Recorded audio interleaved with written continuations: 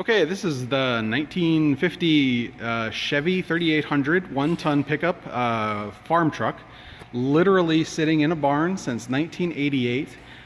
We're currently working on getting it apart so that we can start to look at swapping it over onto the chassis of this 2001 Silverado, which is almost completely apart. So I know I've seen a lot of things on the internet that basically talk about how this is not really possible. You can't use the Silverado. It's too wide. It's too long. The general swap used here is the S10. Well, the S10s aren't in production anymore. They don't have V8 engines, right? They're just not necessarily the right swap in my mind to put a one-ton chassis.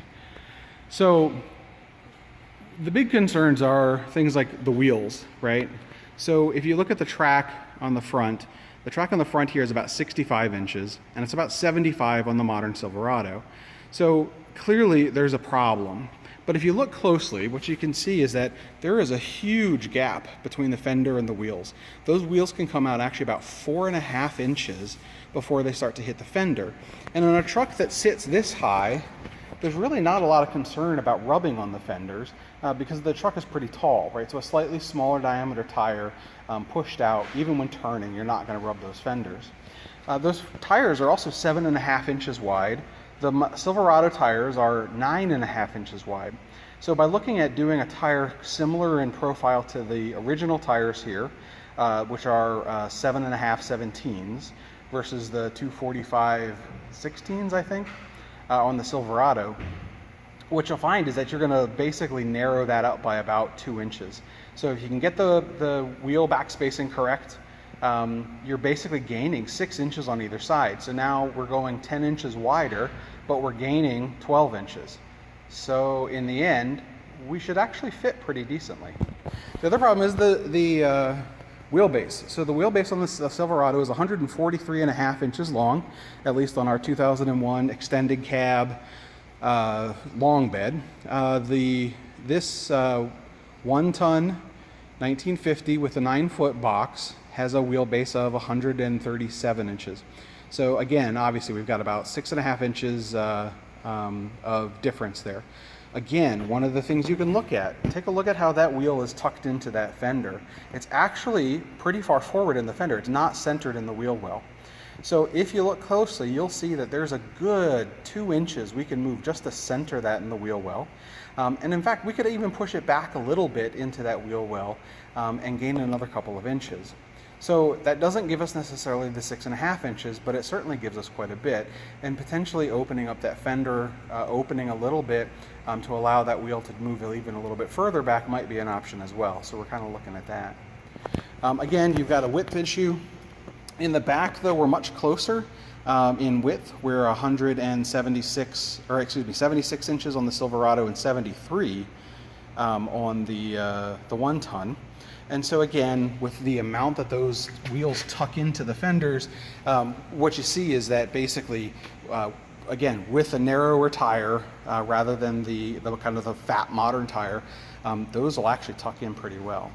So the guys that I think are looking at this and saying this, you can't do this, are the guys that are looking at more hot rod type builds. They're wider tires, more modern wheels, and those kind of builds are not going to fit very well. You're going to end up with the truck being wide enough that you are going to not be able to fit a tire in there that's very wide at all. But on the build that we're looking at doing, where the truck in the end should basically look as it does now, it's going to look like an old farm truck. It's not going to look like a hot rod.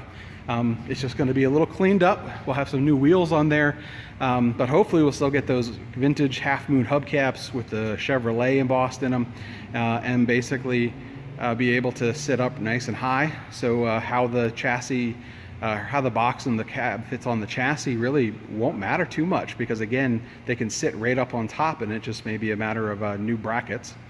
I think we're going to be able to really set this thing on there pretty easily without a whole lot of modification. One of the concerns that I've also heard on some of these is that with the cab width, the steering wheel has a trouble aligning. So we've taken a look at this, and if you look at the steering wheel here, it's about 13 inches off the center line of the truck. But because of the cab width, what you see is that basically you're not going to get it, you're not going to move it out any further, right? So that steering wheel is basically as close as you're gonna get it, right? We've got about 3 inches before you hit the door. So there's not a lot of room there to basically move that steering wheel. So instead what we're gonna look at doing is in fact keeping the steering wheel where it is and connecting it into the Silverado chassis.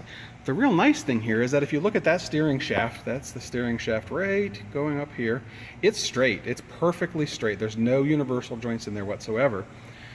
If we come over here to look at the Silverado steering shaft, we're gonna have to tuck in here a little bit, is right here.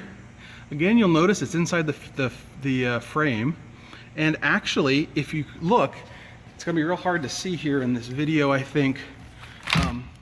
But what you'll see is that's actually angled outward. So if we actually come more straight towards the firewall rather than angling outward, we'll actually be able to basically come straight up into the steering wheel location on the old cab. So again, the difference there is gonna be pretty minimal. So hopefully fitting all that will be pretty easy.